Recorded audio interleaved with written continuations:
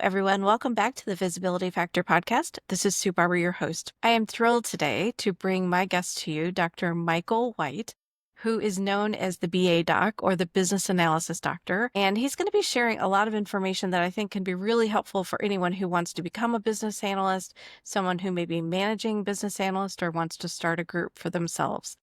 Thank you so much for joining today, Michael. Share a little bit about yourself with the audience. Hi, Susan. Thank you so much for having me today. It's definitely a pleasure to be here. For those who don't know me, again, my name is Michael White, the founder of the Business Analysis Doctor. I provide business analysis training, certification training, as well as practical hands-on training for business analysts all over the globe. Most people are mid-level, but of course, I also help entry-level business analysts or senior business analysts who want to take their careers to the next level as well. A little bit about my background is I've been in different roles of business analysis at various levels, from junior BA to senior BA to executive roles. So I have a little bit of a wide range of perspective of what it means to be a BA or perform business analysis. My background is mostly in finance, so I worked at mortgage companies, banks, and things like that, but focusing on the business analyst role. And I am based out of Michigan, and my business is mostly virtual. But I every now and again I'll do some in-person events or in-person consulting. But for the majority, this is a virtual business. And like I said, I have students across the globe. So anyone who is interested in being a business analyst or learning more about it is welcome to reach out to me. Right. So I'd like to start for people who may not be familiar with business analysis. You and I are, because I used to manage business analysts back in my day at Kraft. And of course, you've been one and know a lot about it. But can you give maybe just a definition of what that means? I'll define what business analysis is. So, to me, business analysis is really just defining and understanding a problem that the business is having, and then working with a group of people to understand or define a good solution to resolve that problem or seize an opportunity. A business analyst, on the other hand, is really that person that works to do those activities. So they help refine the business problem, understand the business problem, really connecting the dots to help all of the stakeholders become what we call aligned so that everyone can come to agreement on the best solution for the problem that or the business need that has been defined earlier. But the general definition of a business analyst is the person that bridges the gap between the business stakeholders and the IT stakeholders. A lot of it also is helping to define that problem and understand the best solution to achieve the goals that the business has. Excellent. So what would you say? I'm a manager, I'm looking to create a business analyst role in my group. What Mhm. would be maybe the top 3 skills you think someone who is really good at business analysis would have or need? Yeah, I think some of them are soft skills. I think communication is definitely one of the biggest things that you need as a business analyst. Business analysis and being a business analyst is definitely a people based role. So if you are good at communicating your thoughts and helping all stakeholders become aligned and come to the same understanding, also facilitation. So we have to facilitate groups of stakeholders to lead everybody coming to the same understanding, managing groups of people in a way that we're trying to learn things. So we have to facilitate learning, but also teach that information as well. So I talk a lot about people who have a fear of public speaking and things like that. So if you have that fear, that's definitely something that you want to resolve if you want to be a business analyst, because most business analysts are in the forefront or in front of groups of people. It's very rare that you'll have that BA role where you're just kind of sitting at your desk and doing analysis work, right? That's more of like a data analyst. But the business analyst is a person that is almost like a spokesperson for the product. Being able to see a problem, break the problem down, dissect it, look for root causes, things like that. All of those skills are what we call underlying competencies for business analysis, are going to be very essential. And then you can learn about those hard skills, those applications and things like that once you get into the organization, because every organization has their own applications that they use. So I Hmm. typically tell people to focus on the core fundamental skills of business analysis.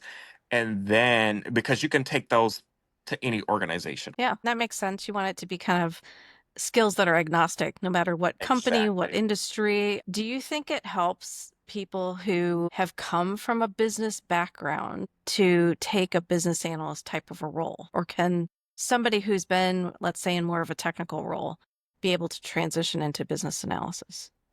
I think either. Both of those areas are critical to understanding business analysis, right? I would say the business side would help you more because you need to understand the larger picture of an organization. You want to understand things about organizational goals, organizational objectives, having, understanding how to identify stakeholders and understanding different departments and things like that. Organizational structure, right? Those are all key things that a business analyst is going to have to analyze and work through in their typical work. Now, on the technical side, our responsibility is usually to understand the technical side. We don't necessarily do the technical stuff, but I do think if you have that technical background, it can really help you be effective as a business analyst in communicating with those more technical roles. So, for example, if a developer wants to transition into being a business analyst, great. You know, they would really have to learn more about the business side, but they would really have an advantage in understanding how to communicate with the technical teams. So they would just need to learn how to communicate it from the BA perspective to provide them with that information. Yeah, I mean, that makes total sense. I think that's why I had kind of a mixture in my group. I had people who came from the business, people who came from technical experiences, and I think it helped them learn from each other in many ways. Mhm. They could lean on each other as well. So, what do you think is the most challenging part of being a BA? Is it solving the problem? Is it managing expectations of stakeholders? For me, it's largely been dependent on the organization. I think every organization has their own culture, their own perception of the business analyst role. To me, what has been the hardest is coming into an organization where the BA role is new.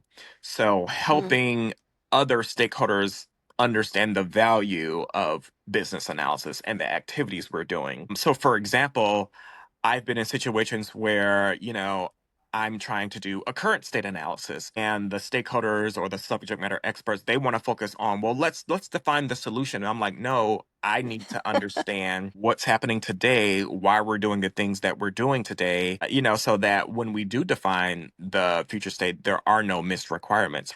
They might have that opinion, well, I don't want to reinvent the wheel, or I don't want to just create a better version of what we have today. But it's like, there's so much more to analyzing the current state than just trying to recreate it, right? I'm really trying to get mhm. context. I'm trying to understand. I'm trying to learn the processes, right?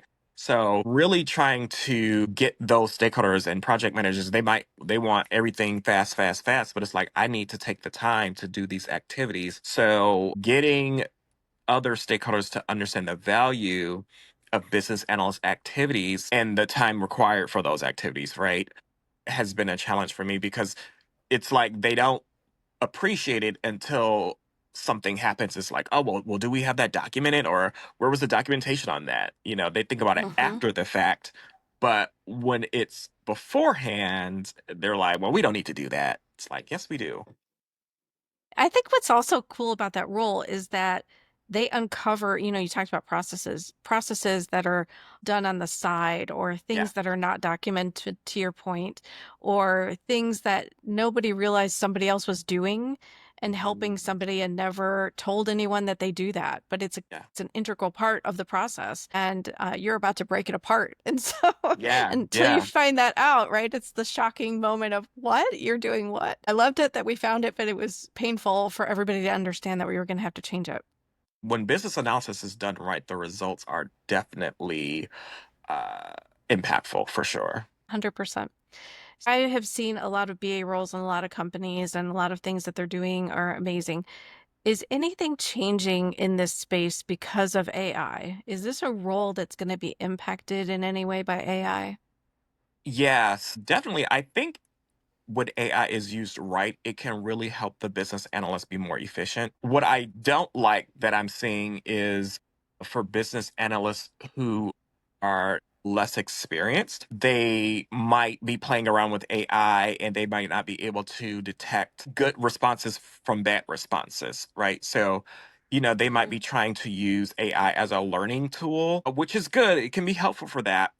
But if you don't have the background or the context, you're not going to be able to decipher the good responses from the bad responses. There's a lot of good stuff out there, a lot of good feedback, but there's also a lot of garbage.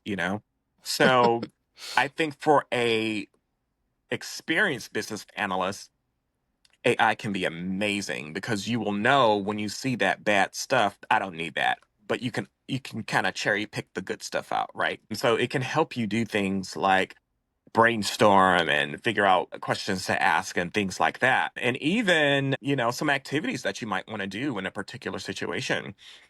So I think for novice business analysts, once you become more comfortable or adept in that role, then try to become more efficient with AI. But if Mhm. you've already got the experience, then it can definitely make your job a lot easier. Yeah.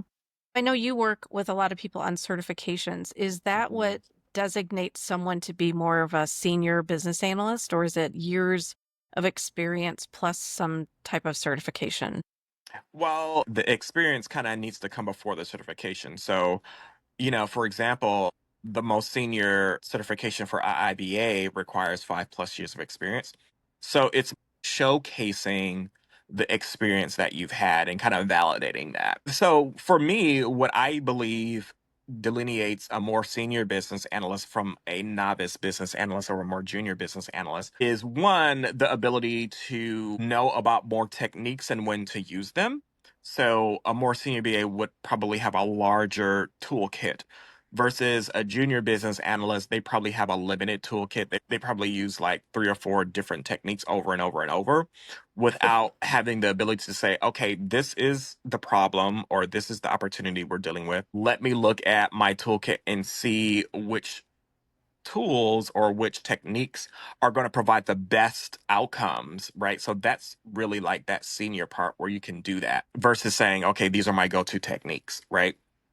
Um, and also just being able to handle more complex projects, understanding how to go about finding a solution for a project when there's no quote unquote existing process or existing state, right? And also, knowing how to handle difficult stakeholders and things like that, being able to identify potential risks, right? And being a newer business analyst, and I love newer business analysts, but it does pose a bit of a risk to a project if a business analyst is less experienced because they don't know what to look out for the way a Right. senior business analyst would, right? So just things like that, just kind of like having that insight to know probable risks, probable areas of concern. One of the major differences is the ability to elicit requirements. A more junior business analyst will probably do what we call gather requirements, where you ask the stakeholder what they want, maybe if there's something that you're compiling, and then you document that. Whereas a senior business analyst is going to know more about helping the stakeholders uncover things that may not be top of mind for them, making them think about things in a different type of way, especially when those stakeholders come to the table with a proposed solution, right? They think, okay, this is what we want to do. Okay, well, let's focus on really making sure that this is the actual problem, knowing to how to dissect a problem to make sure, one, we're doing the right problem, and two, um doing that root cause analysis to make sure that, okay, now that we found the right problem, that now we know the actual root cause of the problem, because that can lead us in a completely different direction. Hmm. I would say another thing is also knowing the difference between a problem driven project and an opportunity driven project. two totally different paths, right? Like when you have a problem driven project, one of the first things you do is look at the existing state and identifying that problem and seeing if you can do like a root cause analysis to see what is causing this problem. Whereas with an opportunity driven project where there's possibly no existing state, we're trying to do something new, you're really going to do a lot of simulation, a lot of risk analysis, really trying to get an understanding of the value that this particular opportunity is going to provide for us, right? So there's a lot of financial analysis and estimation and things like that involved. So you're doing a lot of assuming, and you're going to have to learn how to manage assumptions a lot more in an opportunity driven project than you would for a problem based project. If I can pare it down just a little bit, so it sounds like having confidence and Yeah. trusting yourself, right, to ask the right questions, understanding of the business. And I love that you brought up the two different types of projects, because if I think of an opportunity project, that would be something you'd probably be working on a business case, and a BA would be helping to build that business case to say it's the right thing to do. Yeah. And problem is, we've definitely got a problem. We have to solve it. So let's come together to figure that out. Yeah. So I just want to highlight for the audience, in case they don't know, IIBA. Can you share what IIBA is? Yeah, so IIBA is basically a professional organization that focuses on the business analyst role. What they do is they administer the IIBA certifications, the ECBA, CBAP, and CCBA. Those are the core certifications. There's also several other specializations like the AAC, the CBDA. AAC is the Agile certification, the CBDA is the data analytics, and there's a few others, but essentially they work on bringing the business analyst role to the forefront, especially through social media. I think over the years the business analyst role has kind of played second fiddle to project managers, which is a much Mm, older role, yep. but IIBA has really worked to bring the BA role to the forefront, and it's been effective. Many organizations are now starting to realize the importance of business analysts, the importance of developing your business analysts, having a business analyst center of excellence, things like that, that can be resources to business analysts within the organization. So IBA has been the leader of that for years. I think they were established sometime around 2003. So they've been around for 20 plus years and making this role as visible as it should be, right? It's been kind of like been a silent hero all these years, but IIBA is really helping bring that role to the forefront. Yeah, I love that. The silent hero. I can definitely see that and recognize that in my team that was doing that for sure. If you are talking or coaching a new BA, what are the top three questions you might help them learn how to use, or that might be helpful to the audience, who someone who is a BA would be able to leverage? The first thing I tell them to do or recommend is for them to look at those processes. Get yourself in that environment first. Because just by simply watching them do a process or looking at their documentation, natural questions are going to come up just doing that exercise alone without even having to elicit the requirements. Just watching them in their environment or looking at their documentation, you're going to have certain questions. So I say start there so that you can start getting that context and then asking them why they do things. That why question is important to understand, and it's important to do it in a way that doesn't put them on the defense, but not challenging why they're doing it, but to understand why they're doing it. What's the value of this? What's the significance? And what happens if you don't do this role or this Mm-hmm. activity, right? So just understanding why a process exists can be really helpful. I tell people if you are newer to requirement solicitation, the common, five whys and an H, right? Who, what, where, when, why, and how. Who's involved in this process? How is this process done? Why do we do this? When do we need to do this? When is it done? Those types of things can really go a long way. Those basic journalism tactics can really go a long way in business analysis. And it's very simple, but it can really be helpful for helping you outline your series of questions when you are a BA. My recommendation is always to have those questions ready. I don't recommend going into a requirements elicitation session with no questions. You need something to kick you off or to keep you moving forward. Just doing that is going to be very helpful. And always think about what you're going to need to do as the business analyst, right? Like when you are asking these questions, think about how that's going to impact your requirements, right? So when we have a requirements, understand the structure of a requirements. A functional requirement has a structure to it. So if you think about how you're going to have to use that answer to build out a user story or requirement statement, then that's gonna further help you probe so that you can get the answer to those questions or to those Right. elements. Yeah, it's almost like you're pulling together all these little puzzle pieces to fit Correct. together in a bigger puzzle. Love Yeah. that. That was really helpful. When you decided to start your amazing YouTube channel, so for those of you who haven't seen it, I'm going to share the link for this, but you have an amazing YouTube channel which has tons of videos, tons of resources. What has been the response from people who have watched them or shared with you what they've seen? Yeah, I think the majority of the responses is the depth that I put into the content. There's a lot of visuals, especially when I'm, doing technique tutorials. There's a lot of visuals. I break everything down. I provide examples. So it's not just me talking through something. I'm showing you how to do it. And I think people really appreciate that because it does take time to develop. And so people really can see that it's detailed. And one of the things that I get a lot is actually from students who are in an IT major or something like that. They often Hmm. tell me that this tutorial was way better than what my professor did or way better than what I'm learning in school.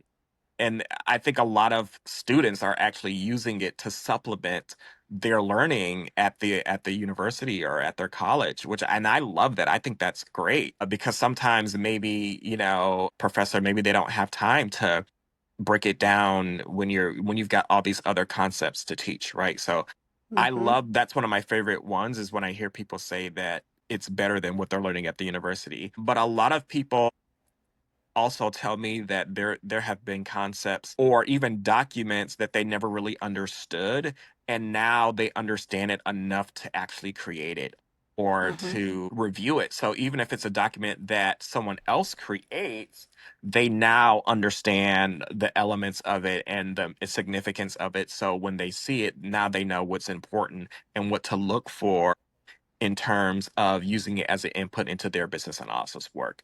So there's a lot of positive feedback, and I really appreciate the support that I get from the audience on YouTube for sure.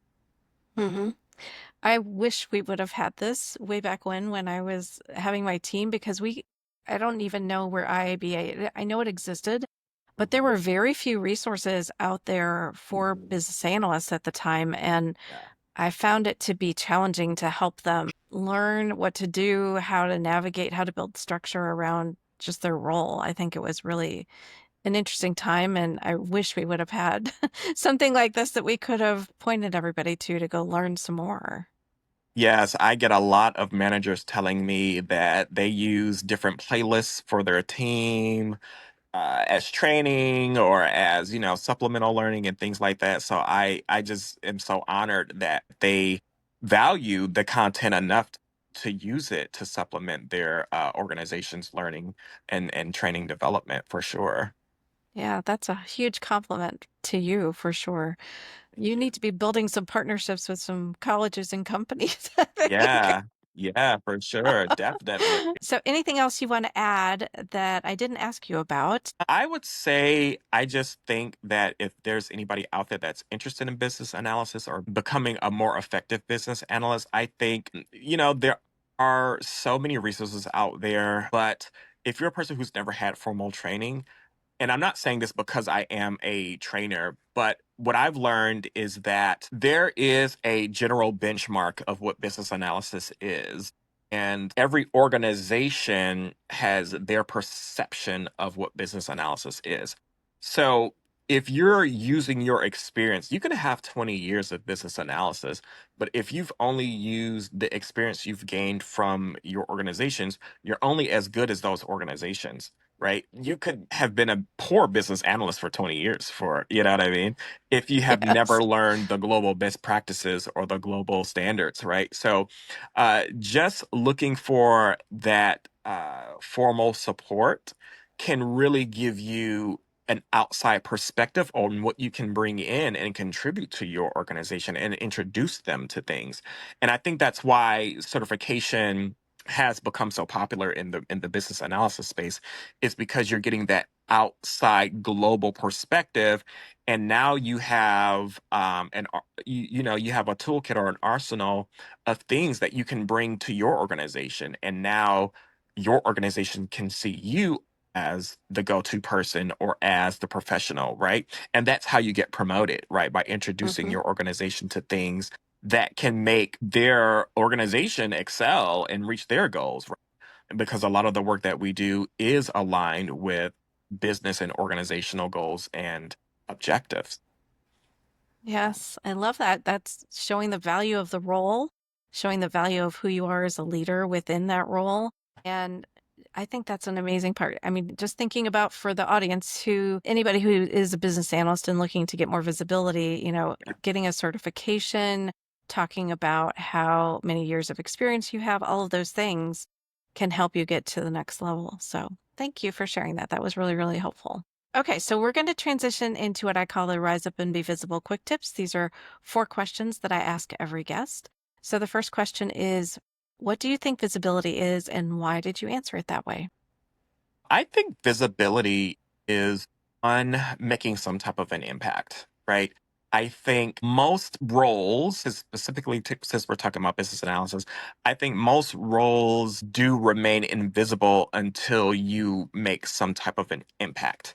You were in a project that saved money, or you were in a project that built some solution that took the organization's revenue to the next level. Just, knowing and understanding the things that are going to create some type of positive impact into your organization and being able to connect yourself with that, right? So Mm-hmm. I was the business analyst who led this project, or I was the business analyst who introduced the organization to XYZ, right? So, really understanding what's important to an organization and understanding the path to that and how to connect yourself with that. Not by stepping on toes, but just not being afraid to be in the hot seat sometimes, right? A lot of people are afraid to speak out or stand up because they don't want that accountability.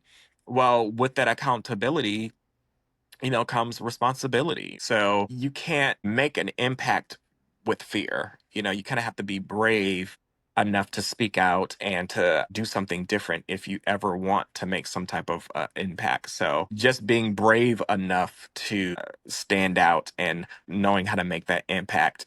And sometimes you have to sell yourself as well, because if people don't know you, or if they don't know what you're capable of, how are they ever going to find out if you're not helping them, right? So definitely you're your own biggest cheerleader, right? So Right. Yeah. Advocate for yourself and what you're doing, right? So people can absolutely.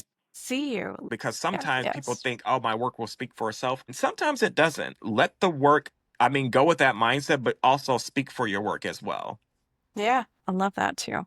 Mhm. What are you doing to be visible? Yeah, for me, being visible as a business analysis trainer, being visible in social media, of course, but also making an impact. Like I said, as a business analyst, you would want to make an impact in your organization. But for me, my organization is the people that I train. So making an impact in their lives, helping them reach their goals in becoming certified, helping them reach their goal in conquering public speaking or different fears they have in the role, or getting promoted, or really just understanding how to be an effective business analyst, right? So gaining visibility and helping them become more visible in their organizations, right? So all those things that are creating some type of impact through my customers and my clients is really how I am becoming visible.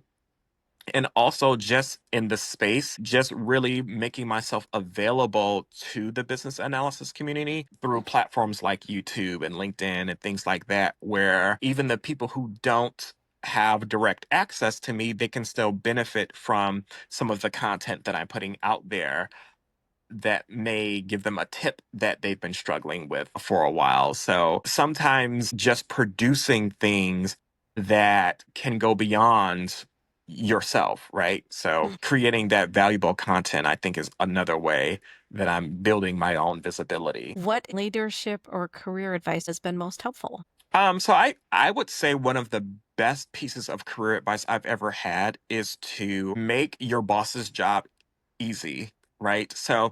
And that's transcended even through being just a business analyst. So when I go into a project, I'm always trying to understand how I can make the jobs of other roles easy, even if I don't report to them. So I want to understand what the developer is interested in, what's important to them, what's important to the QA team, what's important to the project manager, so that I know that I'm doing things that's going to contribute to what they care about.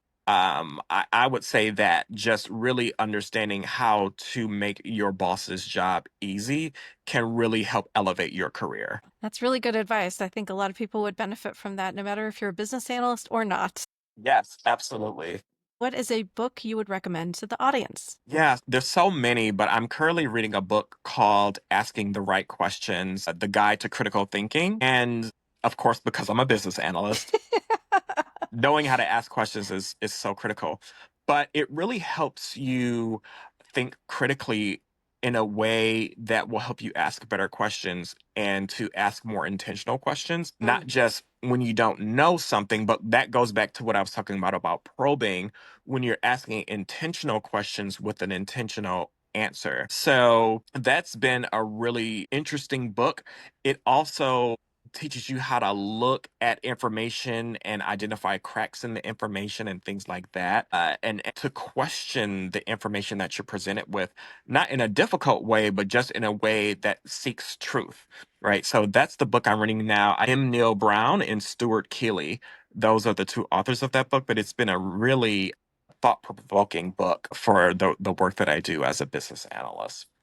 I love that. And I think a coach could use that. I think a manager could use that for sure. Yeah. Everybody has to be able to ask sometimes the hard questions, right? To get Yes. to the better results. Yeah.